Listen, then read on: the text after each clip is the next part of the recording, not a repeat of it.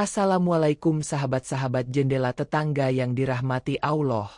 Hari ini, saya akan mengisahkan sebuah peristiwa mengerikan tentang seorang ibu yang tampak suci, tapi menyimpan dosa kelam yang bahkan tanah pun enggan menelannya. Di malam kelahiran anaknya, langit bergetar, angin meraung, dan petir seakan mengoyak rahim bumi. Dan saat tangisan bayi itu terdengar, semua orang membeku. Bukan karena haru, tapi karena kepala bayi itu, bukan kepala manusia. Apa yang sebenarnya disembunyikan wanita itu? Dan dosa apa yang dibayar dengan wajah anaknya sendiri? Namun sebelumnya, bagi yang beragama Islam, saya sarankan tuliskanlah sholawat kepada Nabi Muhammad Shallallahu Alaihi Wasallam. Semoga kelak, sholawat ini menjadi saksi untukmu agar mendapat syafaat di akhirat kelak. Like dan subscribe ke channel ini sangat berarti, bukan hanya mendukung dakwah, tapi menjadi amal jariah yang tak terputus pahalanya. Malam itu, desa Karangjati diselimuti hawa ganjil yang tidak biasa. Angin menerpa pepohonan hingga ranting-ranting menari tak karuan.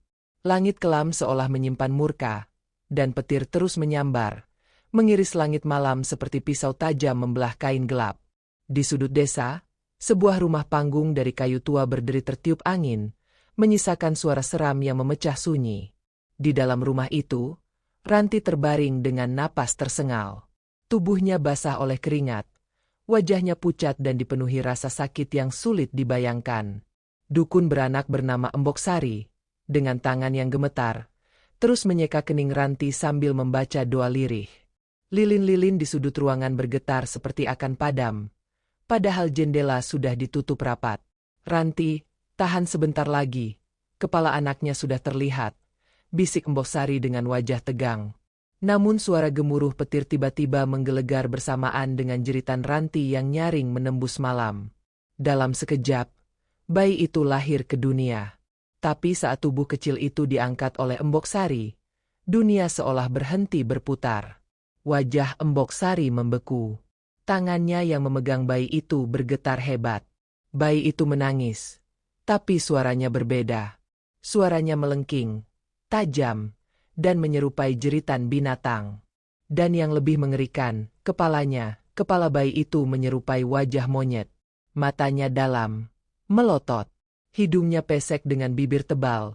Berbulu halus gelap menutupi hampir seluruh wajahnya. Lehernya kecil menopang kepala yang tampak tak wajar. "Astagfirullah, ini apa?"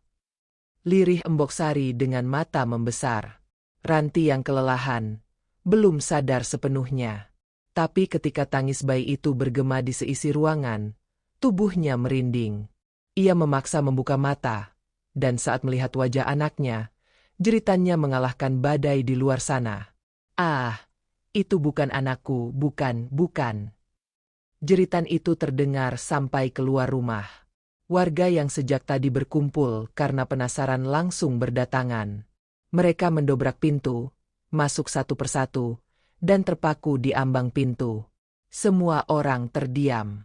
Tak ada yang berani mendekat. Hanya suara bayi itu yang terus menangis. Tangis aneh yang menggetarkan jiwa. Seorang ibu di antara warga langsung memeluk anaknya, menutup matanya agar tak melihat pemandangan tersebut. Lelaki tua di sudut ruangan hanya bisa istighfar, tapi wajahnya memucat. "Ini bukan kelahiran biasa," bisik salah satu warga. Malam itu, rumah Ranti berubah menjadi poros ketakutan desa. Tidak ada yang berani menyentuh bayi itu, bahkan sang dukun pun perlahan meletakkannya di atas kain, menjauh sambil menggigil. Angin kembali berhembus kencang. Salah satu lilin padam, lalu disusul yang lain. Ruangan menjadi gelap. Hanya tersisa satu cahaya remang yang memantulkan bayangan mengerikan dari wajah bayi itu ke dinding. Di luar rumah, seekor burung hantu bertengger di atas pohon kelapa, menatap lurus ke dalam rumah. Suaranya terdengar 2 kali, panjang dan berat. Suara yang sejak dulu dipercaya sebagai pertanda tidak baik. Warga satu persatu pergi tanpa suara. Mereka tak saling bicara, tapi wajah mereka menyimpan teror yang dalam. Dan di balik semua itu, hanya satu yang mengerti apa yang mungkin sedang terjadi. Embok Sari, sang dukun beranak, malam itu diam-diam berbisik lirih ke telinga Ranti sebelum ia meninggalkan rumah. Kau tak bisa lari lagi. Enduk, janji yang kau langgar, kini sedang menagih bayarannya. Pagi menyapa desa Karangjati dengan sunyi yang menyesakkan. Tidak ada kicau burung. Tidak ada suara ayam jantan seperti biasanya. Udara terasa berat, seakan menahan sesuatu yang tidak kasat mata. Di dalam rumah panggung itu, Ranti terduduk di sudut ranjang. Matanya kosong, wajahnya pucat pasi. Bayi itu terbaring diam di pelukannya. Tubuh mungilnya berselimut kain tipis, namun kepala kecilnya yang tidak biasa masih membuat siapapun bergidik jika melihatnya. Suaminya, Damar, masih merantau ke Kalimantan. Sudah lebih dari 6 bulan tak memberi kabar. Selama itu pula, Ranti hidup sendiri dengan bantuan tetangga seadanya. Ia bukan perempuan lemah. Tapi sejak kehamilan itu muncul, banyak yang mulai berbisik. Ia tak pernah cerita siapa yang memeriksa kandungannya. Ia juga tak pernah keluar rumah saat malam. Namun semua menjadi lebih janggal ketika sebuah kisah lama kembali teringat oleh salah satu warga tua. Konon, beberapa bulan sebelum hamil, Ranti pernah tertangkap mata oleh Pak Raji, tetua RT, tengah berjalan sendirian di malam hari menuju hutan kecil di tepi desa. Waktu itu ia membawa kantong plastik hitam dan sebuah kendi tanah liat. Pak Raji mencoba memanggilnya, tapi Ranti tidak menoleh sama sekali. Ia seakan tidak mendengar apa-apa. Desa Karangjati memang tak jauh dari sebuah makam tua yang dianggap keramat. Makam itu dikelilingi pagar bambu rapuh dan pepohonan tinggi yang saling menutupi cahaya bulan. Banyak kisah menyeramkan berkembang di antara warga. Salah satunya tentang tempat pesugihan. Tempat di mana orang-orang datang dengan niat meminta kekayaan cepat dengan imbalan yang jarang sanggup mereka bayar hingga akhir hayat. Sore itu, Embok Sari kembali mengunjungi Ranti. Ia membawa beberapa daun bidara, air yang sudah dirukyah, dan sehelai kain putih. Ranti, aku tahu ini berat. Tapi aku harus tanya. Apa yang pernah kau lakukan sebelum kehamilan ini? Tanya Embok Sari dengan suara tenang, namun dalam. Ranti tidak langsung menjawab. Bibirnya bergetar. Matanya mulai berkaca. Ia menatap bayi di pelukannya yang kini tertidur tenang, seolah tak ada yang salah pada dirinya. Tapi justru itu yang membuat jantung Ranti berdetak tak beraturan. Aku hanya ingin lepas dari kemiskinan, Embok, bisiknya. Embok Sari menatap tajam. Kau ke sana. Ranti mengangguk pelan. Tapi aku tak tahu kalau balasannya seperti ini. Aku tak sangka. Tangisnya pecah. Suaranya tercekat. Tubuhnya berguncang hebat, seperti dilanda badai dari dalam dirinya sendiri. Aku disuruh bawa sesajen. Telur ayam kampung, darah ayam cemani, dan rambutku sendiri. Aku disuruh meletakkannya di makam tua itu. Lalu aku harus berjanji, akan memberikan apapun yang diminta, asal aku bisa hidup cukup, tak susah lagi. Embok Sari menarik napas dalam-dalam. Hatinya berat. Ia tahu, kesepakatan dengan makhluk tak kasat mata selalu penuh tipu daya. Dan sekali janji dibuat, pantang untuk dilanggar. Jika dilanggar, maka harga yang harus dibayar akan jauh lebih tinggi. Kenapa tidak kau ceritakan sejak awal? Enduk. Ranti menunduk. Karena setelah itu, aku justru hamil. Tapi tidak ada satupun lelaki yang pernah menyentuhku. Embok, aku tidak pernah. Seketika udara menjadi dingin. Sang bayi terbangun, membuka mata besar yang hitam legam, dan tersenyum. Namun senyum itu bukan senyum bayi biasa. Ada sesuatu yang ganjil dalam tatapannya. Matanya seolah mengerti, mendengar, dan menyimpan sesuatu yang bukan berasal dari dunia ini. Embok Sari langsung membaca doa dalam hati. Ia berdiri perlahan dan memandangi Ranti dengan getir. Janji itu belum lunas. Dan yang meminta, tidak suka ditunda. Kau harus bersiap, Enduk, karena ini baru permulaan. Di luar, angin kembali berhembus pelan. Tapi di antara desirnya, Seperti terdengar bisikan lirih dari arah makam tua di ujung hutan. Sejak malam kelahiran bayi itu, suasana desa Karangjati tak lagi sama. Warga tak berani keluar rumah selepas maghrib. Anak-anak dilarang bermain jauh. Bahkan suara azan dari surau kecil di ujung jalan pun terdengar sayup, seperti enggan menyentuh udara malam yang kini terasa semakin berat dan lembab. Desas-desus menyebar dengan cepat. Banyak yang mulai menyebut bayi Ranti sebagai titipan makhluk halus. Ada pula yang menyebutnya anak jin, hasil dari perjanjian kotor. Tak sedikit pula yang percaya, bayi itu bukan bayi biasa, tapi perwujudan dari makhluk yang sedang menagih janji yang tak dibayar. Malam-malam menjadi semakin mencekam. Warga mulai mendengar suara aneh dari arah hutan. Kadang seperti suara lolongan, kadang seperti tangisan anak kecil yang menggema. Yang lebih membuat bulu kuduk berdiri, suara itu sering muncul saat tengah malam, di waktu semua sudah terlelap. Lalu mendadak semua anjing di desa menggonggong ke arah yang sama makam tua. Pak Raji, yang dikenal sebagai penjaga malam, pernah melihat sesuatu di malam ketiga setelah kelahiran. Saat ia lewat di jalan setapak dekat rumah Ranti, ia melihat bayangan kecil melintas cepat. Ia pikir itu anak kucing. Tapi ketika didekati, bayangan itu berdiri dan menatapnya dengan mata merah menyala. Ia pulang dengan tubuh gemetar dan tak mau keluar rumah sejak itu. Di siang hari pun, desa tak benar-benar tenang. Beberapa warga mendapati hewan ternak mereka mati mendadak. Ayam ditemukan tanpa kepala. Kambing tergolek dengan mata melotot dan mulut berbusa. Tanda-tanda ini dianggap sebagai pertanda gangguan dari makhluk halus yang merasa wilayahnya terganggu. Tapi yang paling menggemparkan terjadi seminggu setelah kelahiran.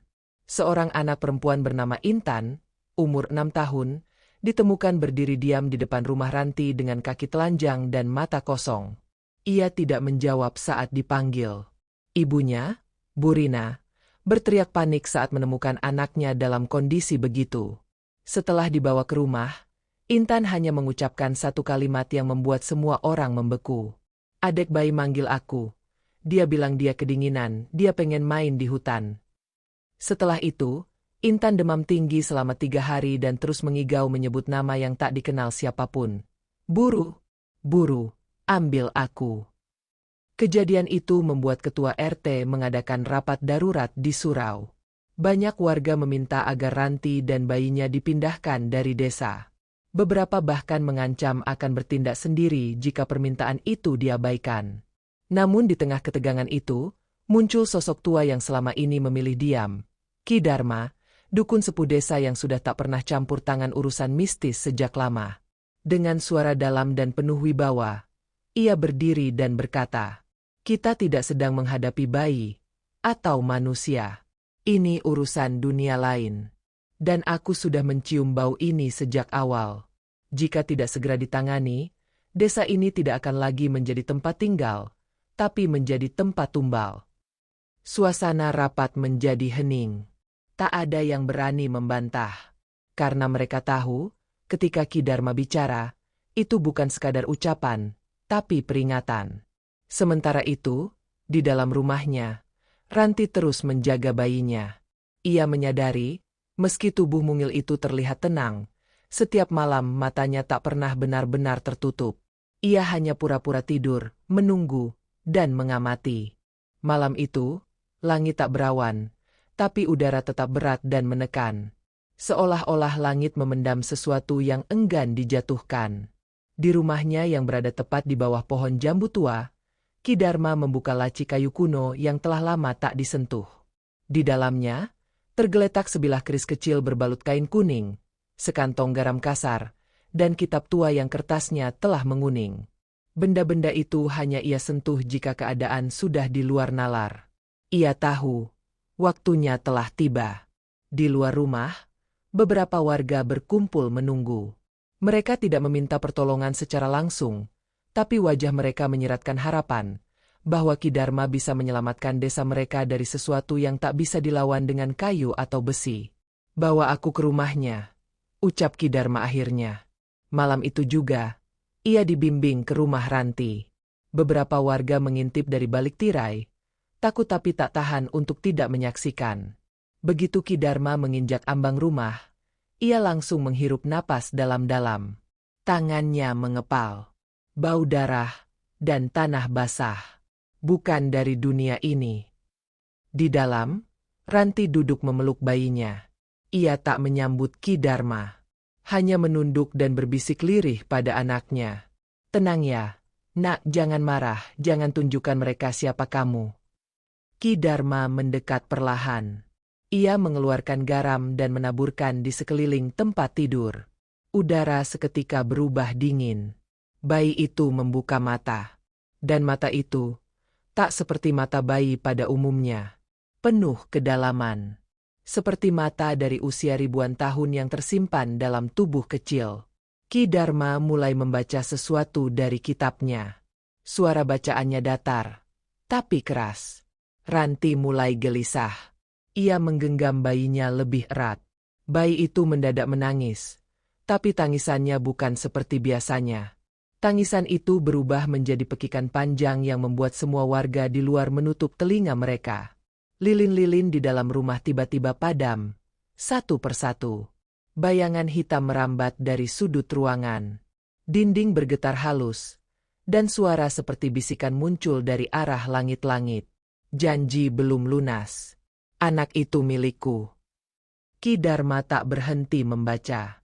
Ia mempercepat bacaan dan menyiramkan air ruqyah ke arah kasur. Seketika, suara tangis bayi terhenti. Tapi bukan karena tertidur, melainkan karena tersenyum. Senyum itu muncul perlahan, dan Ki Dharma melihat ada dua taring kecil mencuat dari dalam mulut bayi itu. Tiba-tiba, Ranti berteriak. Matanya membelalak. Lalu tubuhnya menegang. Ia menggigil dan mendesis. Suaranya bukan lagi suara perempuan biasa. Kau tak bisa ambil dia. Dia sudah jadi bagian kami.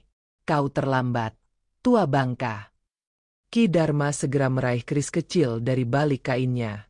Ia mencoretkan garis di lantai, membentuk pagar gaib agar makhluk itu tak bisa keluar dari ruangan. Ranti terhempas ke belakang. Bayinya terjatuh dari pelukan. Tapi tetap tersenyum. Dan kemudian, suara-suara dari luar rumah mulai terdengar. Teriakan, dentuman benda jatuh, suara orang berlari ketakutan. Di luar sana, makhluk yang bersemayam di dalam bayi itu memanggil teman-temannya. Ritual belum selesai. Tapi waktu Ki Dharma hampir habis. Ia menatap bayi itu dalam-dalam dan berkata pelan, "Kau belum sepenuhnya masuk ke dunia ini. Dan aku akan pastikan, kau tidak sempat tumbuh di dalamnya." Namun sebelum ia melanjutkan bacaan terakhir, sesuatu dari dalam tubuh Ranti bangkit. Sosok tinggi berwarna gelap, samar, dengan mata membara merah muncul dari bayangannya. Makhluk itu berdiri di hadapan Ki Dharma, hanya beberapa jengkal dari wajahnya, dan berkata dengan suara menggelegar, "Kau tidak bisa hentikan sesuatu yang sudah ditakdirkan." Ruangan kembali gelap. Dan malam itu, desa Karangjati benar-benar kehilangan ketenangan terakhirnya. Fajar belum sempurna menyingsing saat suara adzan subuh terdengar lemah, seperti tercekat oleh kabut yang menggantung tebal di atas desa Karangjati. Rumah-rumah sunyi, hanya angin pagi yang bersiul lirih, membawa sisa aroma dupa terbakar dari malam sebelumnya. Ki Dharma belum pulang ke rumahnya. Ia masih duduk bersila di teras rumah Ranti. Tubuhnya tegak, tapi nafasnya berat. Di sebelahnya, kitab tua tergeletak terbuka. Beberapa lembarannya gosong di ujung, seolah terbakar dari dalam. Di dalam rumah, Ranti terbaring lemah. Tubuhnya dingin, napasnya pendek-pendek. Tapi bukan karena kelelahan melahirkan. Wajahnya pucat, mata sayunya kosong menatap langit-langit rumah. Ki Dharma masuk pelan. Ia mendekati Ranti, duduk di sisi ranjang, dan menatapnya tanpa bicara. Perlahan, Ranti membuka bibir. "Dulu, aku hanya ingin anak. Aku takut hidup sendiri. Damar jarang pulang, dan orang tuaku sudah tiada. Aku hanya ingin seseorang yang bisa menemaniku. Aku hanya ingin bahagia." Ki Dharma diam. Ranti melanjutkan dengan suara parau. "Lalu ada yang datang lewat mimpi. Seorang perempuan tua, berjubah merah. Wajahnya tertutup rambut putih panjang. Dia bilang bisa memberiku anak, yang akan membuatku kaya, dihormati. Tapi aku harus menyanggupi satu hal. Tangannya gemetar. Air mata menetes membasahi pipi. Aku harus membawa sesaji ke makam tua, malam Jumat Kliwon. Lalu menyerahkan sehelai rambut dan darah dari tubuhku sendiri. Ki Dharma menggenggam tasbih di tangannya lebih erat. Setelah itu, aku hamil. Tapi Damar belum pulang. Aku bingung. Aku takut. Tapi aku yakin ini berkah. Sampai akhirnya, malam itu datang saat aku melahirkan dan yang keluar bukan hanya anak, tapi juga kutukan. Air mata Ranti mengalir deras.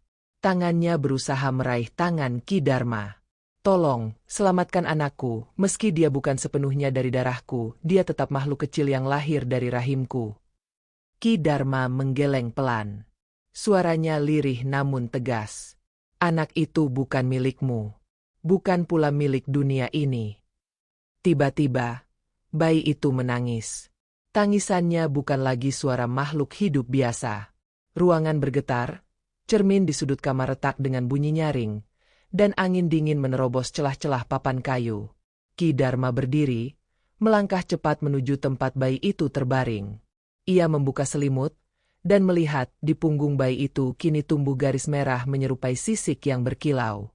Bentuknya seperti tulisan, tapi bukan dari aksara yang dikenal manusia. Ranti berteriak, "Itu tanda, tanda dari mereka. Dia akan diambil malam ini. Mereka bilang, saat bulan penuh, dia harus kembali." Ki Dharma segera menggambar lingkaran perlindungan di lantai menggunakan garam dan minyak zaitun. Ia meletakkan bayi itu di dalamnya, lalu menatap Ranti dalam-dalam. "Kalau kau ingin menebus semua ini, hanya satu jalan. Tapi kau harus siap, kehilangan segalanya." Ranti mengangguk pelan. "Aku sudah kehilangan, bahkan sebelum ini dimulai." Ki Dharma memejamkan mata. Suaranya berubah dalam dan berat. "Malam ini, darah harus dibayar dengan darah." Ranti tahu maksud kalimat itu. Matanya menatap bayi mungil di tengah lingkaran itu, dan untuk pertama kalinya, tidak ada ketakutan di wajahnya, hanya kesedihan mendalam yang menyesakkan dada. Sementara itu, di luar rumah, bayangan-bayangan mulai bermunculan dari balik pohon, perlahan, mendekat. Malam menurunkan kegelapan yang tak biasa ke atas desa Karangjati. Bulan menggantung penuh di langit, besar dan merah, seperti mata raksasa yang mengawasi bumi dengan amarah yang tertahan. Angin malam membawa bau tanah basah bercampur anyir yang menusuk hidung. Warga desa memilih menutup pintu rapat-rapat, menyalakan dupa dan menggantungkan daun kelor di ambang jendela. Namun satu rumah di ujung utara desa tetap terang, rumah Ranti. Di dalamnya, Ki Dharma tengah mempersiapkan ritual terakhir. Bayi itu dibaringkan di tengah lingkaran pelindung, dijaga oleh bacaan ayat dan rajah di setiap sudut dinding. Sementara itu, Ranti bersujud di sudut ruangan, berdoa dengan suara bergetar. Ketegangan mencapai puncaknya saat suara gonggongan anjing menggema dari seluruh penjuru desa. Disusul dengan ketukan keras di pintu depan rumah Ranti. "Buka! Keluarkan mereka. Kami tidak mau desa ini dilaknat karena mereka." Suara Pak Raji menggema dari luar, diikuti teriakan puluhan warga yang memegang obor dan pentungan. Ranti terdiam, tubuhnya membeku. Ki Dharma membuka pintu perlahan, berdiri di hadapan massa yang marah. "Tenangkan diri kalian. Ini bukan waktunya panik. Kita sedang menghadapi sesuatu yang lebih tua dari usia desa ini sendiri." Namun warga sudah tak peduli. Mereka takut. Teror yang mendera selama berminggu-minggu telah membuat akal sehat mereka tumpul. "Kalau tidak angkat kaki dari desa malam ini, biar kami yang paksa mereka keluar," bentak salah satu pemuda yang selama ini dikenal pendiam. Dalam waktu singkat, massa mendobrak pagar rumah Ranti. Mereka berhamburan masuk, mengacungkan kayu dan parang. Ranti memeluk bayinya erat. Tubuhnya gemetar, wajahnya basah oleh air mata. "Jangan! Dia anakku. Tolong! Jangan sakiti dia. Namun tangisnya hanya dianggap sebagai siasat. Salah satu warga menarik paksa Ranti, melemparkannya keluar rumah. Bayi itu hampir terlepas dari pelukannya kalau saja Ki Dharma tak segera menahan dan merengkuhnya masuk kembali ke dalam lingkaran pelindung. Tidak ada yang boleh masuk ke dalam garis ini, teriak Ki Dharma dengan suara yang menggelegar. Mendadak, sebuah kejadian mengejutkan terjadi. Tanah di halaman depan rumah Ranti retak dengan suara keras, seperti ada sesuatu yang mendorong dari bawah. Api obor warga padam satu persatu. Tertiup angin yang datang entah dari mana. Suara jeritan terdengar dari belakang rumah. Salah satu warga melihat bayangan tinggi seperti sosok tanpa wajah melayang di antara pohon pisang. Warga panik. Mereka berhamburan keluar pekarangan, meninggalkan Ranti dan Ki Dharma. Tapi sebelum pergi, mereka meninggalkan satu keputusan mutlak. Mulai malam ini, kalian bukan bagian dari desa ini lagi. Tinggalkan tempat ini sebelum matahari terbit, atau kalian akan tahu rasanya hidup tanpa tempat pulang. Malam itu, Ranti terduduk di beranda rumahnya. Tubuhnya lelah, jiwanya koyak. Di pelukannya, bayi itu kini tak menangis, hanya menatap langit dengan mata hitam bulatnya yang tak berkedip. Seolah tahu bahwa waktunya hampir tiba. Di kejauhan, suara lonceng tua berbunyi sendiri dari arah makam. Tak ada yang menyentuhnya. Tapi dentingnya jelas, memanggil sesuatu yang tak kasat mata. Dan bulan masih tergantung merah dan mengintai. Pagi datang tanpa burung. Matahari terbit tapi tak memberi kehangatan. Langit di atas Karangjati memutih seperti abu, sementara kabut menggantung rendah, menelan pepohonan dan atap-atap rumah. Ranti, dengan tubuh yang lemah dan langkah tertatih, menggendong bayinya keluar dari rumah. Tak satu pun warga menyapa. Jalanan kosong, jendela tertutup rapat, dan hanya suara langkah kakinya yang terdengar, menyatu dengan suara napas pendek sang bayi yang seolah semakin berat. Ki Dharma berdiri di persimpangan, menunggu. Di tangan kanannya, tergenggam secari kain putih yang diikat simpul, berisi jimat terakhir yang ia simpan untuk keadaan paling genting. "Kemana kita harus pergi, Ki?" tanya Ranti dengan suara lemah. "Keluar dari batas desa. Selama masih di dalam wilayah Karangjati, dia bisa diambil kapan saja," jawabnya singkat. Namun sebelum langkah mereka jauh, tiba-tiba tanah bergetar pelan. Getaran yang halus tapi terasa dalam, seperti bisikan dari perut bumi. Dari arah makam tua, angin berhembus membawa bau busuk. Daun-daun gugur tanpa angin, dan langit yang semula putih mulai menggelap perlahan. Tanpa peringatan, dari kejauhan terdengar pekikan panjang. Bukan suara manusia. Suara itu melengking tinggi, lalu berubah menjadi lolongan serak yang menggema ke seluruh penjuru desa. Ranti memeluk bayinya erat. Wajahnya pucat.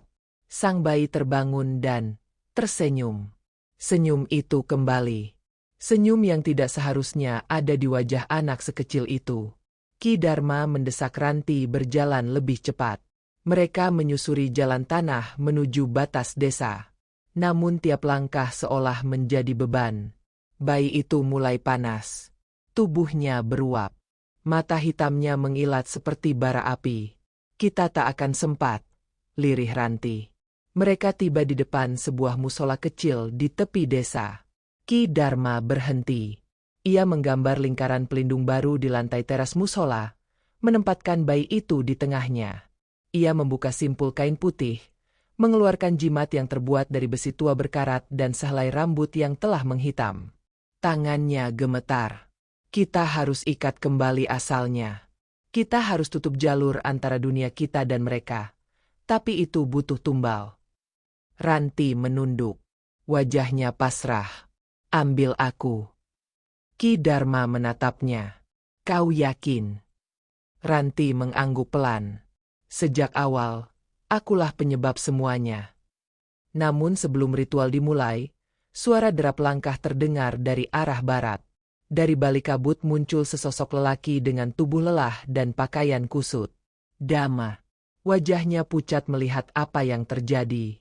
Ia berlari, memeluk Ranti, menatap bayi itu dengan tatapan tak percaya. Apa yang telah kalian lakukan ini bukan anak kita. Ranti menangis. Tapi tangisnya tidak menyambut suami. Ia menangisi waktu yang tak bisa diulang. Semua telah terlambat. Bayi itu kini melayang perlahan di atas tanah. Tubuhnya bersinar merah gelap. Dari balik kabut, makhluk tinggi besar tanpa wajah berjalan mendekat. Di belakangnya, puluhan bayangan mengikuti. Wajah-wajah mereka tak jelas. Hanya mata merah menyala. Ki Dharma berdiri di depan lingkaran pelindung. Jangan biarkan mereka mengambilnya. Jika mereka berhasil membawanya ke makam, dunia ini tak akan sama. Tapi tanah kembali bergetar. Lingkaran pelindung mulai retak. Cahaya dari tubuh bayi itu semakin terang. Makhluk-makhluk itu semakin dekat. Damar, yang sejak tadi hanya diam, kini maju ke depan. Ambil aku, bukan dia, bukan Ranti, ambil aku. Bayi itu menatap ayahnya. Dan untuk pertama kalinya, wajahnya berubah. Bukan senyum, tapi tatapan sedih. Seperti mengenali siapa yang ada di depannya. Ki Dharma membuka kitab terakhir. Ia mulai membaca mantra pemutus perjanjian. Ranti memejamkan mata. Damar menggenggam tangan istrinya. Dan di tengah pusaran angin, cahaya merah, dan suara jeritan dari dimensi lain, satu pilihan harus dibuat. Tapi tak ada yang tahu siapa yang akan diambil, dan siapa yang akan tertinggal. Angin berhenti.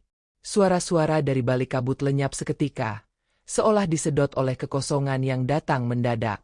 Cahaya merah yang menyelubungi bayi itu redup, lalu padam sepenuhnya.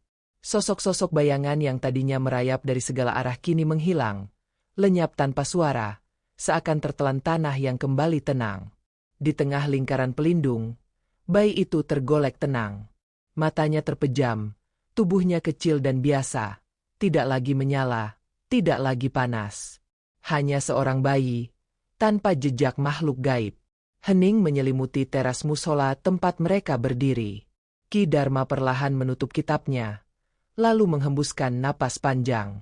Tangan tuanya gemetar, namun matanya basah, bukan oleh takut, melainkan oleh syukur. Ranti terduduk lemas di lantai, tangannya menggapai pelan ke arah anaknya. Dia kembali, gumamnya. Ki Dharma mengangguk perlahan. Perjanjiannya diputus, tapi tidak tanpa harga. Damar berdiri di tepi pagar musola. Wajahnya kosong, seakan jiwanya belum sepenuhnya kembali. Ia telah menawarkan dirinya, dan tawaran itu diterima. Tapi bukan sebagai korban dalam bentuk yang dikenali manusia. Sahabat-sahabat jendela tetangga yang dirahmati Allah. Kisah ini adalah pengingat yang nyata bahwa tak ada jalan singkat menuju kebahagiaan yang sejati. Dalam keputusasaan, Ranti memilih jalan pesugihan. Jalan yang tampak menjanjikan tapi berujung pada kegelapan. Anak yang lahir bukan hanya menjadi saksi dosa masa lalu, tetapi juga bukti bahwa janji dengan dunia gaib bukan sekadar permainan. Allah berfirman dalam surah Al-Baqarah ayat 268. Setan menjanjikan kamu kemiskinan dan menyuruh kamu berbuat keji, sedangkan Allah menjanjikan untukmu ampunan dan karunia-Nya. Dan Allah Maha Luas, Maha Mengetahui. Dari ayat ini kita tahu godaan harta dan kekuasaan seringkali menjebak manusia ke dalam tipu daya setan. Tapi janji Allah selalu lebih luas, lebih dalam, dan tak akan pernah mengkhianati hambanya yang sabar dan bertakwa. Semoga kisah ini menjadi pelajaran bagi kita semua, bahwa kelapangan hidup bukan datang dari perjanjian gelap, tapi dari doa, usaha yang halal, dan keyakinan bahwa Allah tak pernah meninggalkan hambanya yang bersujud.